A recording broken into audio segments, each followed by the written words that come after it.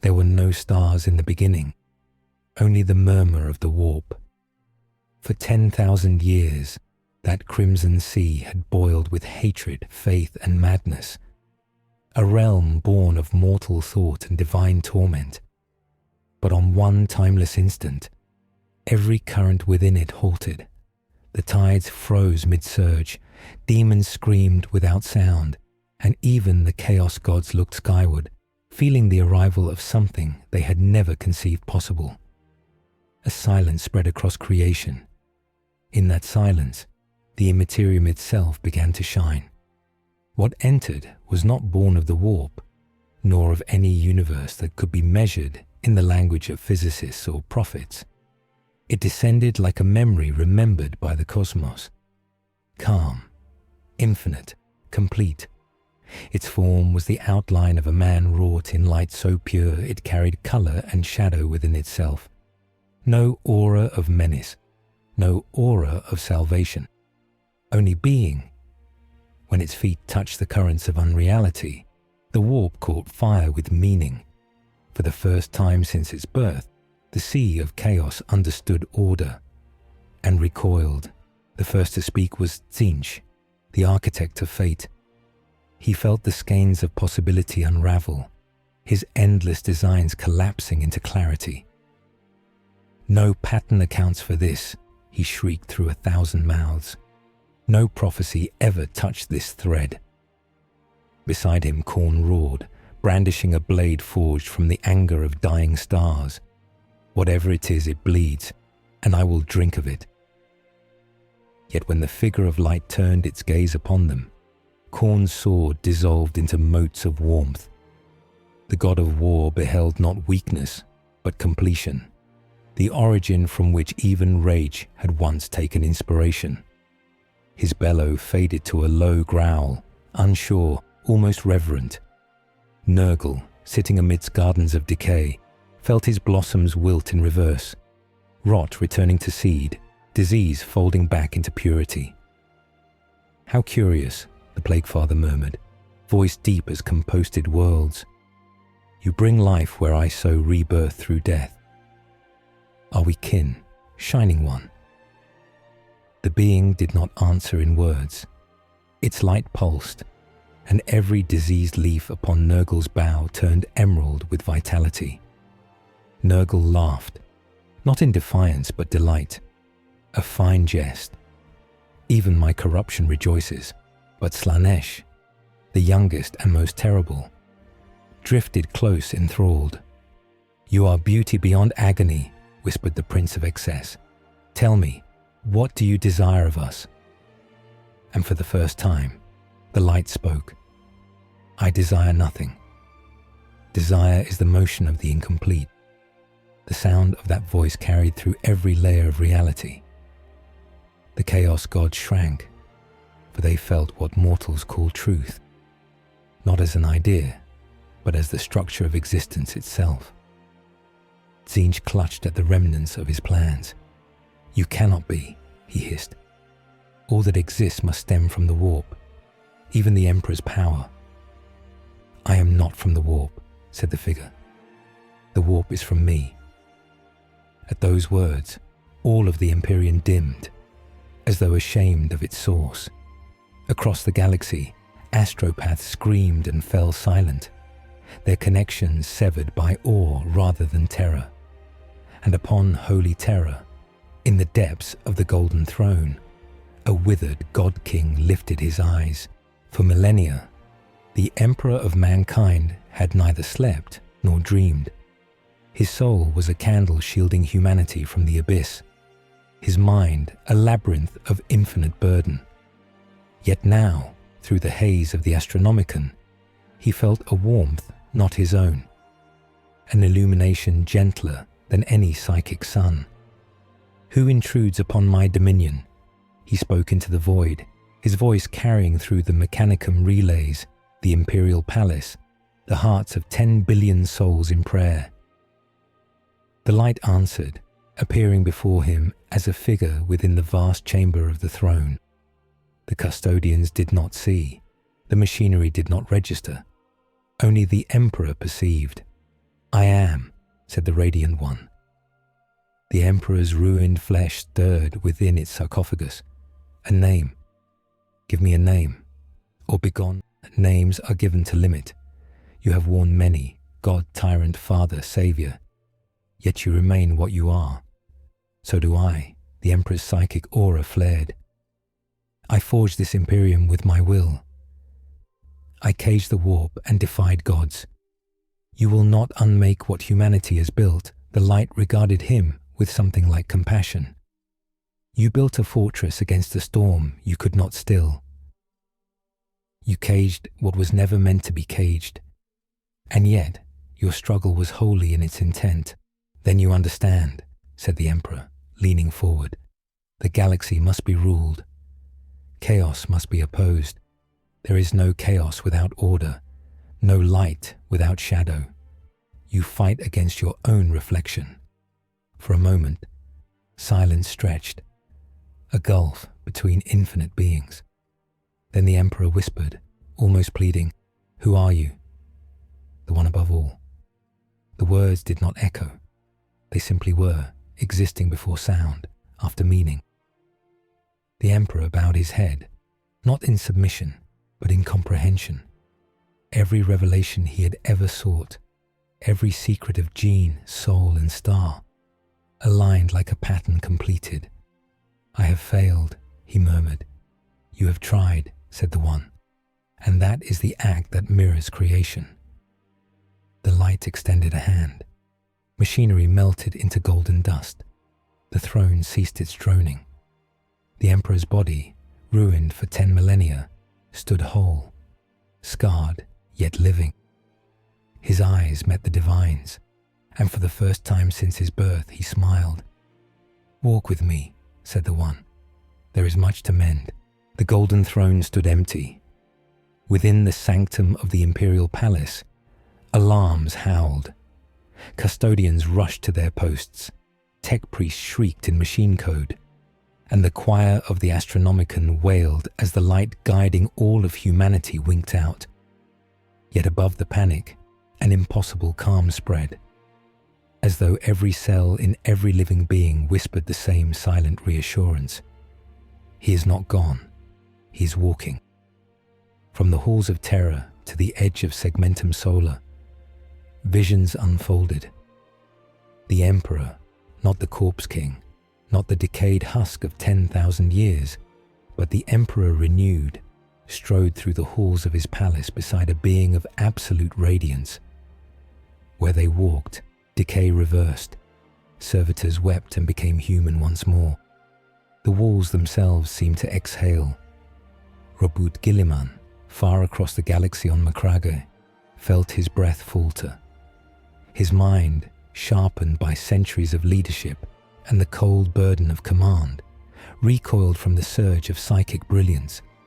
It was not the blinding cruelty of chaos, nor the familiar authority of the Emperor. It was peace, a concept so foreign that his warrior's heart could scarcely bear it. "Father," Gilliman whispered, kneeling before the vision forming in his strategium. "Is this another test?"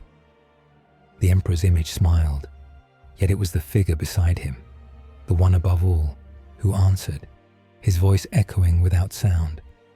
"This is no test, son of mankind." It is awakening. Gilliman's mind reeled. Who are you that stands beside him? I feel your power in the marrow of the universe. Even the warp recoils. I am what was before the first spark of your stars. I am the breath that allows breath to be. You have fought so long you have forgotten what peace feels like. I return it to you. Gilliman's voice broke, torn between awe and suspicion. Peace is an illusion in this galaxy. It cannot exist while chaos lives. Then let us speak with chaos, said the one above all, smiling faintly. The Emperor turned, his golden eyes narrowing with understanding. You mean to go into the eye? I mean to speak to your other children, the light replied. Those you cast into madness, and those who believed they ruled me. And with that, the warp itself opened before them. not as a rift, not as a wound, but as a curtain drawn aside to reveal its source. Within the eye of terror, the cosmos shuddered. Planets burned and reformed, stars screamed, and the thrones of the dark gods quaked beneath their masters. The air, if it could be called air, trembled as two presences entered. One familiar to them all, the other utterly alien. The Emperor of Mankind stood like a sun-given form, his armor blazing brighter than even Khorne's forges. Beside him, the one above all was calm, quiet, his form not radiant by force but by inevitability. The Chaos Gods assembled, their domains bending toward him. Tzeentch's realm flickered through 10,000 colors. "You dare enter our dominion," hissed the Changer. "Do you not know what we are?" "You are thought without limit," said the One, his tone patient. "You are the reflection of those who dream and despair. But you are not beyond me." Khorne's laughter cracked the void. "I am war eternal. Blood and skulls adorn my path. You would unmake conflict itself." "No," said the One. "Conflict is motion. Motion is life. But you have forgotten why struggle was born, not to destroy, but to define." Slaanesh glided forward, eyes alight with every sin of mortal desire. "And what of beauty? What of pleasure? Do you condemn creation's joy as corruption too?"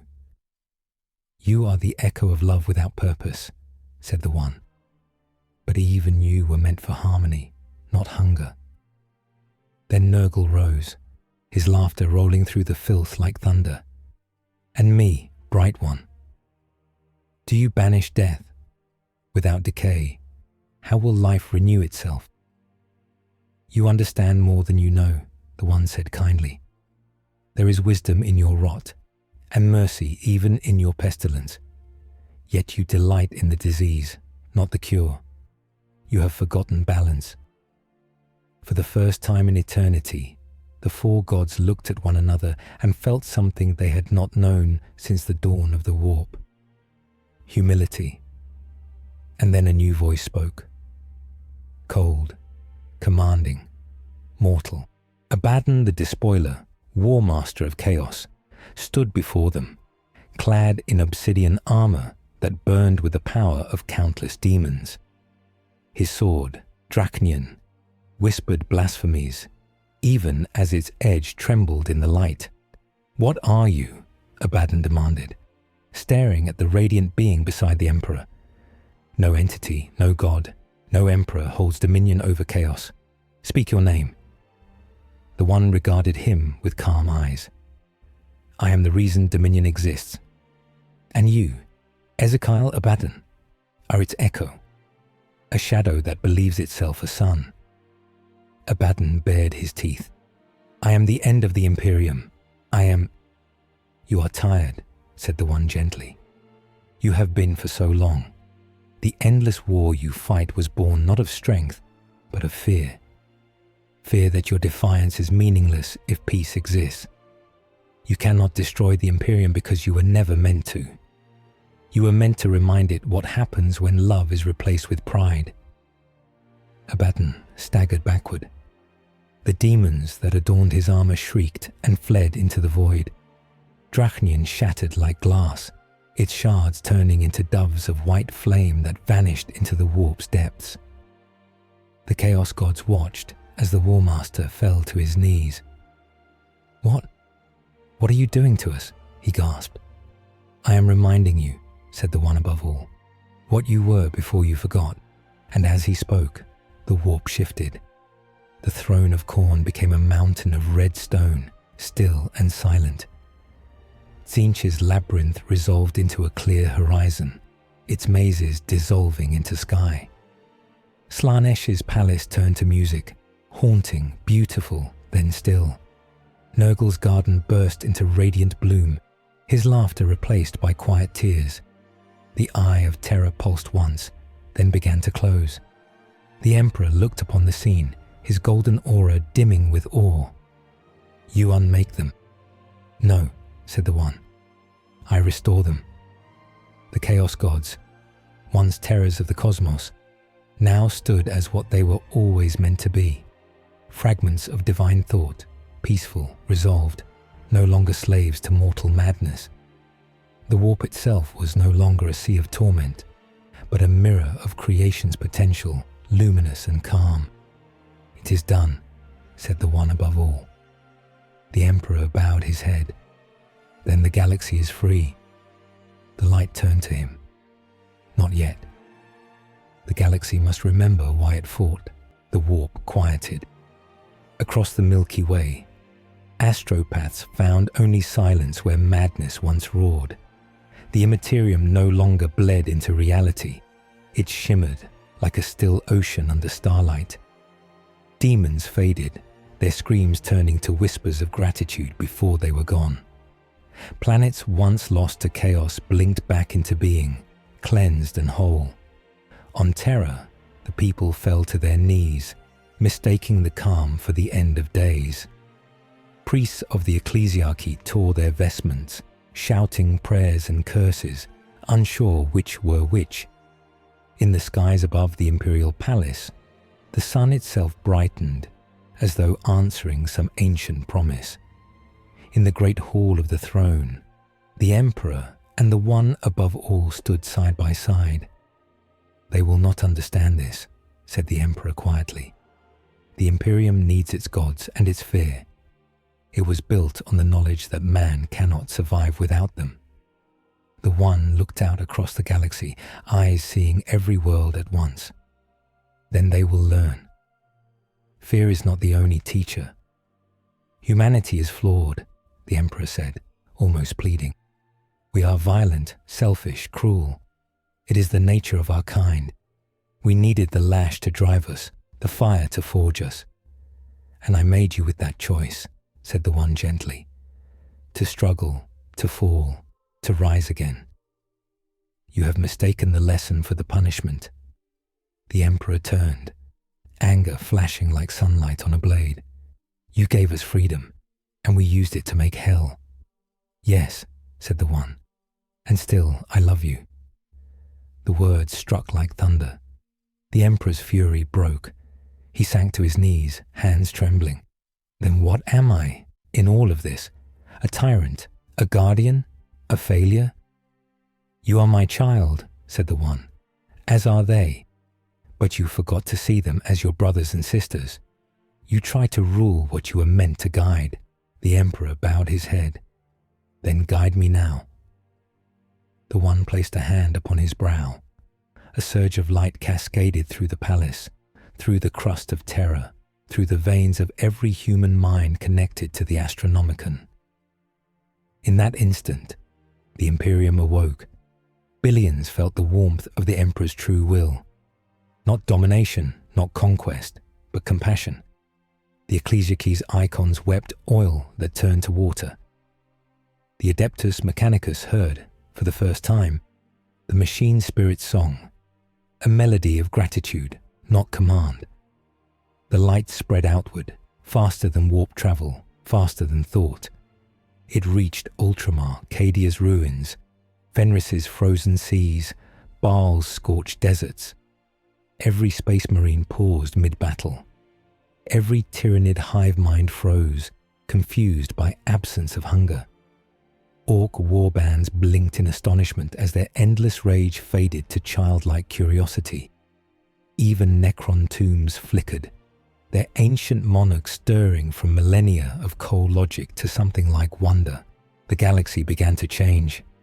Worlds long barren bloomed. Hive cities turned to gardens. The light of the Astronomicon pulsed once more, not as a beacon of suffering but as a chorus of harmony. And yet, there was no destruction. The Imperium did not end in flame or blood.